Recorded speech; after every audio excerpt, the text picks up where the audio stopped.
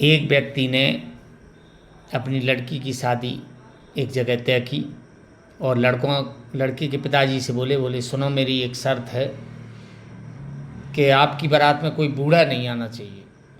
तो जो युवा सुन रहे थे बोले हाँ हाँ ठीक है, कोई नहीं आएंगे, बूढ़ों को क्या करना है, वो तो बढ़िया अपने भजन करें, वो रखेंगे। और लड़की के पिताजी बोले हाँ हम लोग तो हैं, चलेंगे बारात में। बारात चलने को तैयार हुई, गांव के बुजुर्ग मान गए, लेकिन लड़का का जो नाना था वो नहीं माना। बोला सुनो, हमें ले चलो, कैसे ही ले चलो। तो वो लोग बोले भाई बूढ़े को ले जाएंगे, उसने शादी से कहा है कि हम शादी नहीं करेंगे। बोला बैलगाड़ियों से जाती थी, पहले की बारात है। तो हमें बोला, नाना बोला हमें कहीं आप बैलगाड़ी में कहीं भी किसी सामान के अगल बगल में छिपा लो, हम देखें नहीं और पहुंच जाएं। पहुंच गए, बारात पहुंची। आप वो तो परेशान करने की दृष्टि से था, परीक्षा लेनी थी। तो लड़की का पिता बोला सुनो, अब हमारे यहाँ की एक और शर्त है। बोले बताइए। बोले ये जो बगल में नदी है, इसमें जो पानी बह रहा है उसकी जगह तुम्हें शुद्ध दूध बहाना है, तब हम अपनी लड़की की शादी तुम्हारे लड़के के साथ करेंगे। आप सब परेशान के बताओ इतना दूध कहाँ से आएगा, कैसे बहाएंगे, वो तो असंभव है भाई, चलो अब तो कुछ नहीं होने वाला है। तो एक दो बोले कले अरे अब जब बारात लौट ही रही है तो नाना को काय को एकदम गर्मी में एकदम उमस में दबाए बैठे हो, उठा लो नाना को भी ले चलो। उठाया नाना को। नाना बोले क्या बात है भाई, क्या हुआ। अरे बोले नाना अब वो ऐसी शर्त रखी गई, अपनी बारात अब वापस चलना, अपने लड़के की शादी नहीं होना। अरे बोले बताओ तो वो बोले कि जो अपने बगल में नदी बह रही है, पानी बह रहा है उसमें, उसकी जगह वो लड़की का पिता कह रहा है कि शुद्ध दूध बहा। अरे बोले इतनी सी बात नाना। तो वे लोग बोले नाना तुम कैसी बात कर रहे हो, तुम्हें छोटी सी बात लग रही। कहले हाँ हाँ छोटी सी बात है, जो संदेश लेके लड़की के यहाँ से आया था उसको बुलाओ और उससे कहो कि जो पानी जो आपका नदी में बह रहा है वो पानी आप निकलवा लो, दूध हम बहा देंगे।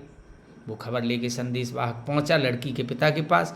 बोला वो ऐसी ऐसी कह रहे कि अपना पानी निकलवा दो नदी का, शुद्ध दूध हम बहा देंगे, हमारे पास दूध का इंतजाम हो गया। लड़की का पिता बोला जाओ गुप्तचर से, संवाददाता से, कि देखो कोई बुजुर्ग है क्या, नहीं तो इतनी अकल तो किसी में है ही नहीं। तो वो संवाददाता लौटा कि हाँ एक बुजुर्ग वहाँ पर है। तो बुजुर्ग का महत्व होता है ऐसे ही, एक जैसे कहीं से ट्रेन बनती है तो उसमें पूरी गाड़ी भरी नहीं रहती है, डिब्बे खाली रहते हैं शुरुआत में। तो एक ट्रेन में एक वृद्ध बैठे थे और 10-15 लड़के और बैठ गए उस डिब्बे में। अब लड़कों को तो खुरापात सूझी, लड़के माने लड़के लड़ते रहते हैं जो वो लड़के। बोले अपन क्या करें। बोले कले अपन चैन खींचें, चैन पुलिंग करेंगे। तो एक बोला कले सुनो चैन पुलिंग नहीं करना है, ऊधम मत करो, देखो वहाँ क्या लिखा है, 500 रुपया जुर्माना या 6 माह की सज़ा या दोनों। तो वो लड़के बोले अरे अपन इतने 12-13 लोग हैं, 100-100 रुपये जोड़ो, तो सबने इकट्ठे रुपये किए तो वो 1200 हो गए। एक लड़के के पास रख दिए। अब इनने चैन खींच दी, आगे गाड़ी रुकने लगी। तो बोले सुनो अपन को पकड़ा ही नहीं जाना है, अपन 12-13 लोग हैं जी, बब्बा बैठा है, इसकी कह देंगे कि इसने चैन खींची है।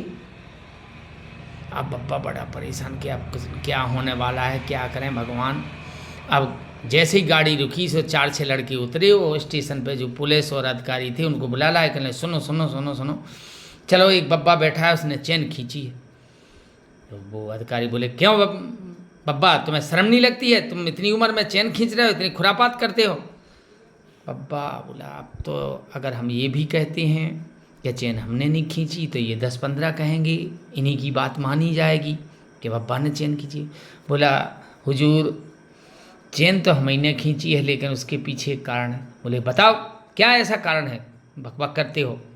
बोले महाराज साहब ये लड़के हैं, मेरे पास 1200 रुपये थे, इन लोगों ने छीन लिए और इस लड़के की जेब में रखे हैं, आप देख लो, इसी वजह से हमने चैन खींची। तो उसमें पुलिस भी साथ में थी, उन्होंने जैसे ही उसकी खाना तलाशी ली लड़के की तो 1200 निकल आए। अब पुलिस वालों ने मारना शुरू किया, गाड़ी अगली स्टेशन पर रुकी,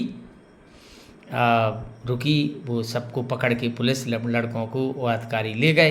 तो खिड़की के बगल से गुजर रहे थे जहाँ वृद्ध बैठे थे। तो वृद्ध ने उन लड़कों की तरफ भीतर से देख के कहा देखो बेटा, ये दाढ़ी ऐसे ही सफ़ेद नहीं हो गई है, तो अनुभव भी बहुत बड़ी चीज़ होती है। जय सिया राम।